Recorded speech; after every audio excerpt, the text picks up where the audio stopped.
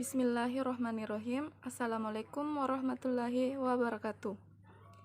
Saya atas nama Nurjeni Nasibing dari EKIS 5C Institut Agama Islam Negeri Palopo.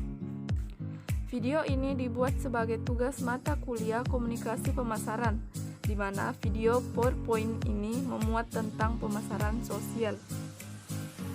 Sebelum kita lanjut ke penjelasan komunikasi pemasaran sosial, kita terlebih dahulu harus mengetahui apa sih komunikasi itu. Jadi, komunikasi adalah proses penyampaian pesan oleh seseorang kepada orang lain. Nah, penyampaian pesan disebut komunikator dan penerima pesan disebut komunikan.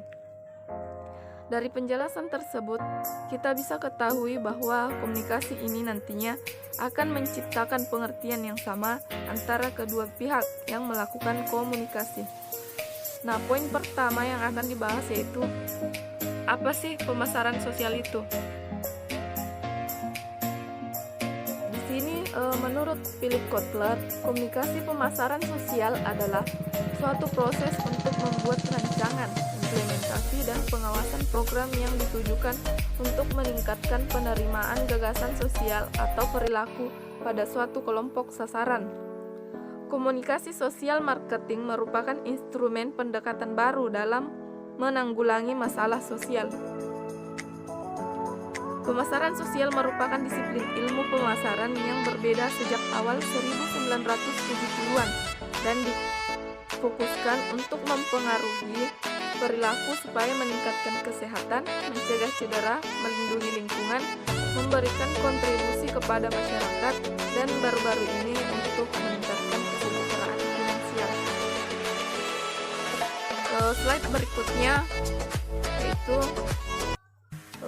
menurut Kotler dan Roberto, produk sosial marketing terbagi atas 3 yaitu ide sosial, praktek sosial, dan objek berwujud.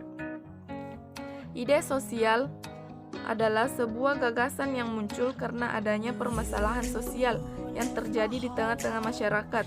Produk ini nantinya akan membentuk 3 hal, yakni kepercayaan, sikap, dan nilai. Kalau kepercayaan contohnya tentang kampanye yang membahas merokok merusak kesehatan. Karena adanya pembuktian dari gagasan ini, maka orang-orang percaya bahwa merokok memang dapat merusak kesehatan. Kemudian sikap, contohnya seperti iklan layanan masyarakat yang dibuat oleh PLN. Dalam iklan tersebut, masyarakat dianjurkan mematikan lampu antara pukul 17.00 sampai dengan 22.00. Jadi, iklan ini menghimbau kita untuk menentukan sikap dalam rangka penghematan. Kemudian yaitu yang terakhir nilai. Nilai ini terkait sesuatu hal yang baik atau salah. Biasanya ini menyangkut tentang HAM, hak asasi manusia, seperti konflik ras yang terjadi di kota-kota besar, bahkan di desa-desa pun pernah terjadi, seperti yang terjadi di Amerika, di mana ras kulit hitam dipandang lebih rendah dari ras kulit putih. Jadi dibuatlah kampanye anti rasialisme, di mana semua ras dipandang sama. Kemudian praktek sosial.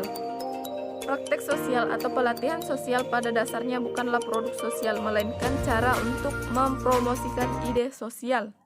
Kemudian yang ketiga yaitu objek berwujud. Produk yaitu produk fisik yang menyertai kampanye sosial. Jenis ini mengharapkan masyarakat dapat menggunakan produk tersebut sehingga terjadinya keselamatan atau terhindar dari hal yang merugikan.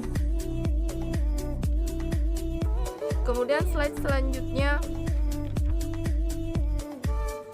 yaitu tahapan yang perlu dilakukan dalam memasarkan sebuah ide atau produk sosial. Di sini ada 5. Yang pertama, menganalisis lingkungan pemasaran sosial. Ini merupakan tahap pertama dalam proses pemasaran sosial. Di sini komunikator melihat keadaan lingkungan yang sesungguhnya agar dapat diidentifikasi dengan jelas. Maka dalam menganalisis masalah hendaknya dilakukan secara terstruktur. Yang kedua, meneliti dan memilih populasi adopsi target. Jadi pemasar sosial memerlukan sebuah penelitian atau riset yang cermat dan terstruktur dengan baik. Riset tersebut digunakan untuk memahami keinginan atau want dan kebutuhan atau need dari target adopter. Kemudian yang ketiga, merancang tujuan dan strategi pemasaran sosial. Strategi pemasaran sosial menetapkan rancangan untuk pencapaian tujuan. Kelima yaitu mengorganisir, melaksanakan, mengendalikan, dan mengevaluasi benteng pemasaran sosial. Ini merupakan langkah terakhir dalam pemasaran sosial. Organizing itu sendiri maksudnya adalah alokasi pembenaan tugas-tugas yang telah ditetapkan. Dan implementing adalah pelaksanaan kampanye sosial yang merupakan penerapan dari konstruksi rancangan program yang telah diterapkan sebelumnya. Dalam proses pengaturan pemasaran sosial, langkah akhirnya adalah mengorganisasi sumber-sumber daya pemasaran, melaksanakan program sosial marketing mix, mengontrol kinerja pelaksanaan program, serta mengevaluasi hasil atau pengaruh sosial etik dari kegiatan lapangan. Kemudian slide selanjutnya yaitu 10 langkah dalam proses perencanaan. Ini menurut Philip Kotler dan Nancy Lee.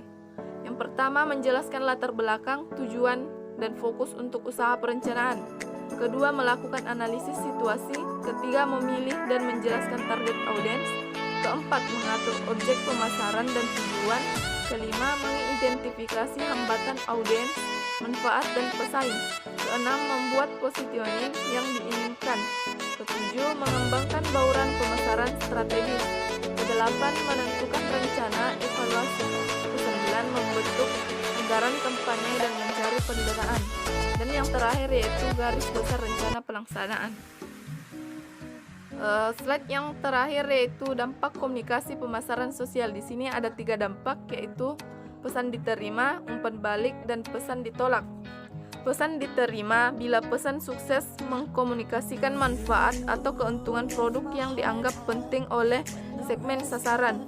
Yang kedua, evaluasi terhadap komunikasi bisa memberikan umpan balik bagi pemasar. Dan yang ketiga yaitu pesan akan ditolak lantaran dianggap kurang kredibel atau pesan tidak dipercaya. Terima kasih. Saya kira itu saja yang bisa saya sampaikan pada video ini. Di sini saya masih belajar. Jadi kurang dan lebihnya mohon dimaafkan. Wabillahi taufiq wal hidayah. Wassalamualaikum warahmatullahi wabarakatuh.